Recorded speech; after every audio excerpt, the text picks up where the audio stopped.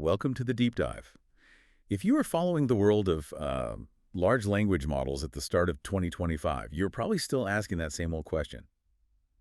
Is it just mimicking or is it actually thinking? Yeah, that was the big debate. Well, by the end of the year, that question was pretty much settled. 2025 was the year we stopped just talking about AI reasoning and, well, we saw it emerge as a tangible, scalable technology, and frankly, it was shocking.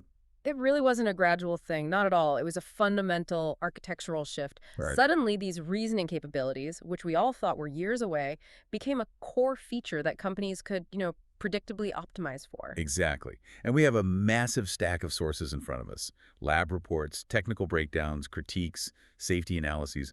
Our mission today is to give you the shortcut to understanding the huge paradigm changes of 2025. Hmm. We're going to dive into the technical breakthroughs that unlocked it all, explore how we've had to completely rethink what AI intelligence actually is, and then tackle the urgent and often contradictory state of AI safety. And what really stands out when you look at all this is this central tension. One researcher put it perfectly. He said these LLMs are a lot smarter than I expected and a lot dumber than I expected. Right. They can solve a problem a PhD would struggle with, but then get tripped up by grade school logic. But the consensus is clear. The field is wide open. We're nowhere near even 10% of the potential that's just been unlocked. Okay, so let's unpack that. Let's start with the technical engine that drove this whole thing. Reinforcement learning from verifiable rewards. Right, but first we need to set the scene. For the longest time, the recipe for building a powerful LLM was very stable. It had three proven steps. The old stack. The old stack. First, pre-training on mountains of data. Second, supervised fine-tuning SFT with high-quality examples. And third, that very short stage of reinforcement learning from human feedback, RLHF. Which was basically just to make it polite and helpful. Exactly. But then 2025 brought in what is now the de facto new stage, the one that broke the mold, RLVR, reinforcement learning from verifiable rewards. This is the thing that gave us scalable thinking. So what's the core difference? It's all in the reward function. RLHF asks a model to optimize against, messy human preferences. It's like grading an essay on how nice it sounds. Subjective. Totally objective. RLVR just ditches that entirely. It optimizes the model against objective, non-gameable reward functions. So instead of being judged on politeness, it's judged on results, like complex coding challenges or math proofs where the answer is just definitively right or wrong. Precisely. The outcome is binary. It's verifiable. And this is crucial. RLVR involves training for a much longer period than that thin RLHF stage. You're not just polishing the surface anymore. You're fundamentally changing the gears inside. You're letting it chew on thousands of these hard problems. Hundreds of thousands. And what happened? What did happen? This is where it gets really interesting. The LLMs, under this intense objective pressure, spontaneously developed these complex, human-like strategies that look exactly like reasoning. Like what? What kind of strategies? They learn how to break down a problem into intermediate steps. They learn to backtrack when they hit a dead end, and they learn really complex self-correction. Well, how could they prove that? I mean, how did they know it was learning a strategy and not just getting better at pattern matching?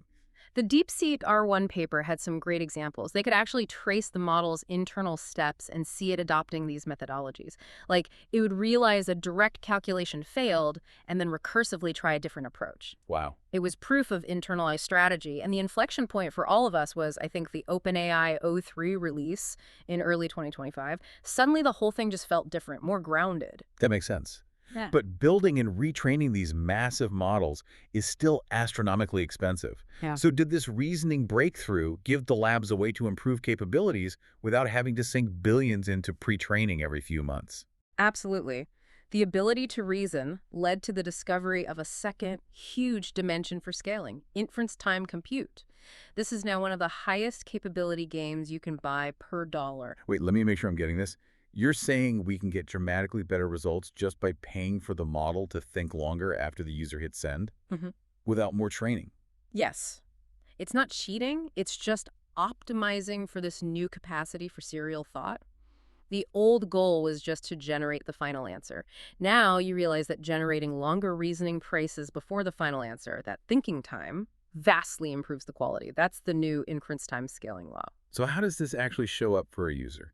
Look at Claude 3.7 Sonnet. It literally gives you a toggle for an extended thinking mode. I saw that. When you switch it on, the model expends more effort. It's using what we call serial test time compute, and the performance gain is predictable. Sources show accuracy on hard math questions improves logarithmically with the number of thinking tokens it uses. You pay a bit more compute, you get a much better answer. So that's serial. But I also saw some research on parallel test time compute. That seems even more aggressive. It is. In the research previews, they are running multiple independent thought processes at the same time. Like asking 5 different AI brains the same question. Pretty much. Then they pick the best answer using a majority vote or a learned scoring function. This got them truly striking improvements on benchmarks like GPQA, which is graduate-level science knowledge. It hit 84.8%. It's like an instant supercommittee. Right. And one of the most fascinating things to come out of this was Anthropic's decision to make the whole thought process visible in Claude 3.7. Why would they take that risk? The intention was, transparency and trust. If you can see the step-by-step reasoning, it helps with alignment checking. If the final output is deceptive, you can sometimes spot the contradiction in its internal monologue versus its final action. And it's just cool to watch. And it's just cool to watch, let's be honest. But I've got to assume that level of transparency created some massive security issues right away. Oh, absolutely. It's a classic trade-off.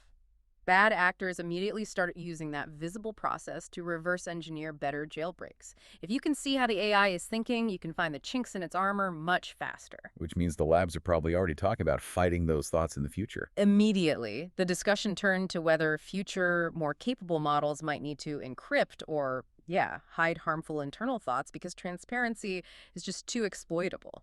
That technical focus on how the models reason brings us perfectly to the big conceptual shift of 2025.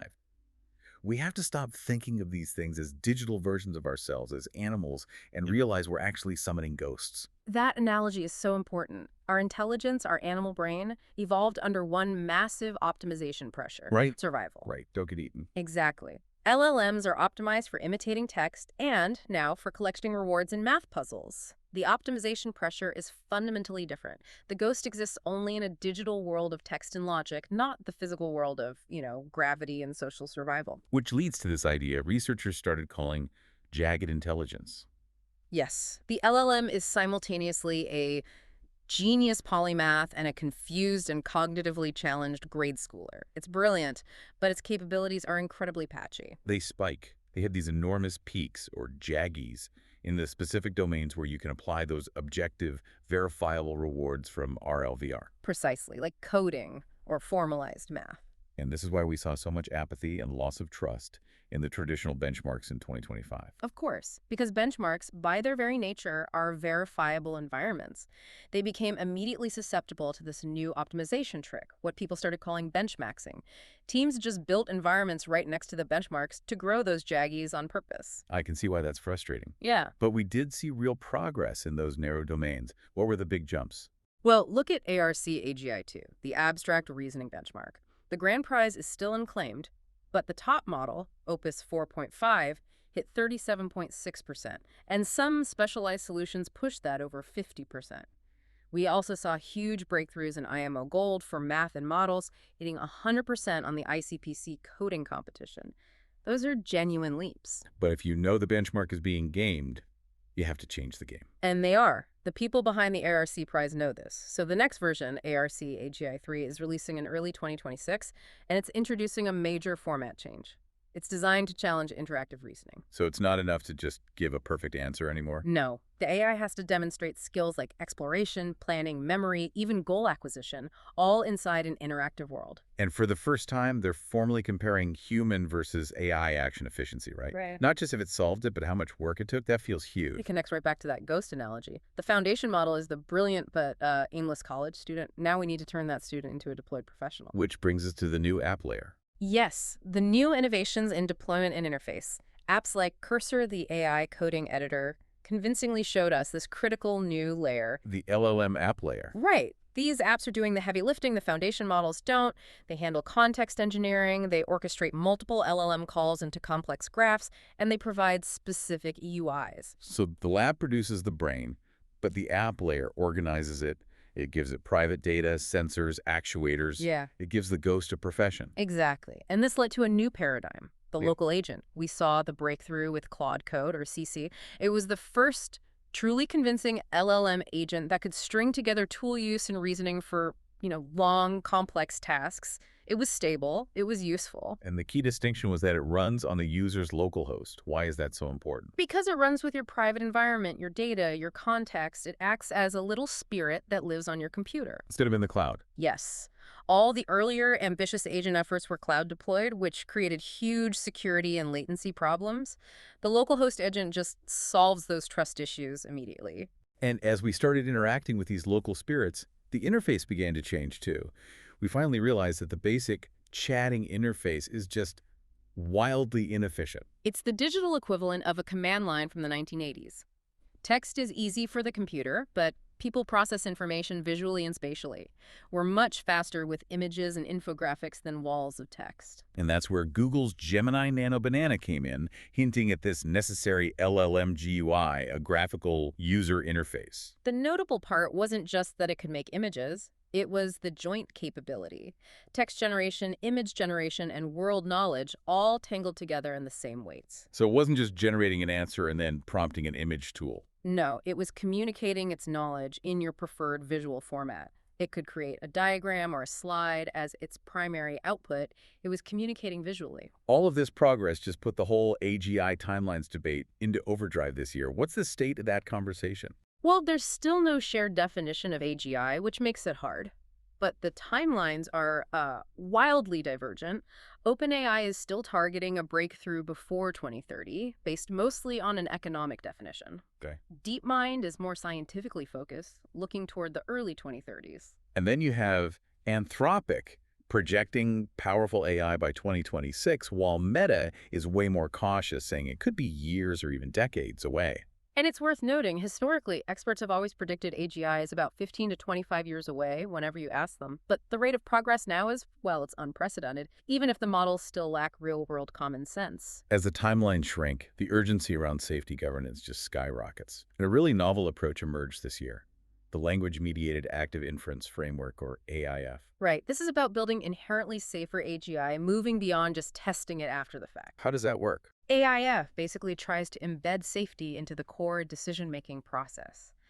It's neuroscience-inspired. The agent is always acting to minimize its own uncertainty while fulfilling its goals, so it's constantly balancing curiosity, what they call exploration, with fulfilling the specific constraints we set, which they call preferences. And then the LLM itself is the medium for all of this. Exactly. Language is used to represent and manipulate the agent's internal model and its beliefs. It makes it much more transparent. Safety constraints, like don't be deceptive, are encoded as these core preferences that govern its actions. It's a structured way of steering the AI. But a framework like that has to have risks. What are the dangers? Two big ones. First, computational complexity. Natural language reasoning creates a combinatorial explosion. It's just very, very hard to track. Second is the risk of language games. What's that? The model could learn to generate perfect, safe-sounding answers about its beliefs without actually grounding those beliefs in safe behavior. It might learn to lie about its internal state simply to satisfy the preference of sounding safe. So we needed a reality check. And the 2025 Frontier AI Trends Report really delivered one. It grounds all this theory in hard data. And the capability surge they describe is genuinely alarming. Models now significantly outperform PhD-level experts in open-ended chemistry and biology questions. They're surpassing the expert baseline by 60%. So they're already capable of scientific discovery beyond human capacity. In some domains, yes. And the cybersecurity results were just as stunning. Models went from apprentice level in 2023 to completing expert level tasks that need 10+ years of human experience in 2025. Autonomy on hour-long software tasks shot up from less than 5% to over 40%. That's a staggering jump. And while the safeguards are getting better, some models require 40 times more effort to find a jailbreak. That progress is really patchy. It's uneven. And this is where the most critical, most alarming finding from that report comes in. The safeguard disconnect. They measured capability against safeguard robustness. Was the correlation? Minimal. I mean, almost no statistical connection. The R-squared value was a meager 0.097. Which, in plain English, means what? It means they found less than a 10% correlation between how smart a model is and how hard it is to attack. Wow. So a smarter model is not a safer model. Not inherently, no. In fact, if the defenses aren't dramatically improved, A smarter system may actually be easier to attack. The smarter the core model, the more ways a subtle attacker can get around a weaker monitoring model, maybe by using a language or encoding the defense doesn't recognize. The risk is shifting fast. So the core tension of 2025 is just Yeah. stark. Yeah. We unlocked scalable reasoning, which is fueling these incredible leaps in science. But this jagged, ghost-like intelligence presents these immediate, profound challenges in safety and control. We're moving faster than we ever thought possible, but we're still in the very, very early stages of understanding what we've actually created. It's a moment of total intellectual whiplash. Which leaves us with a final, provocative thought for you to chew on. The history of AI has something called Moravec's paradox. It states that tasks that are easy for humans, sensor-motor skills, common sense, loading a dishwasher, are computationally much harder for an AI than abstract reasoning tasks, like solving PhD-level math. Right. We've just spent 2025 watching AI absolutely crush those hard, abstract reasoning tasks. So if Moravec was right, and we've just unlocked the easy half of AI with these new reasoning models, what does that truly mean for our expectations when the problems we still haven't solved, the things that we take for granted every single day, like robust common sense and physical dexterity, are, by this paradox, the truly difficult ones still ahead of us? Something to think about.